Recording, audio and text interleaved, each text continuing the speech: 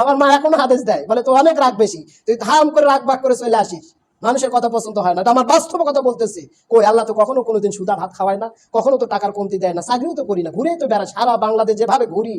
আমি যদি আপনাকে বলি আমার সাথে ঘোরেন, আপনি বিরক্ত হয়ে যাবেন, গাড়ি বসে থাকতে থাকতে বলবেন হুজুর আপনি থাকেন কেমনে। কারণ এটা কার? মায়ের দোয়া। মা আসলে কোন সন্তানের জন্য দোয়া করে। আমরা গরিব ছিলাম, আমাদের বসত বাড়ি ঘর কিছুই ছিল না, কারণ সেই সময় মায়ের দোয়া আসলে মূল সম্পদ। দোয়া হচ্ছে মায়ের। সম্মানিত হাজিরিন, মাকে নেক নজরে দেখবেন, মার প্রতি ভালোবাসা মহব্বত উজাড় করে দিবেন, আল্লাহ আপনার প্রতি ভালোবাসা উজাড় করে দিবেন। আল্লাহ রাব্বুল আলামিন যেন আমাদের সকলের মা বাবার হক আদায় করার জন্য তৌফিক দান করে। সকলে বলে আমিন। ওয়া আখিরু দাওয়ানা আলহামদুলিল্লাহ।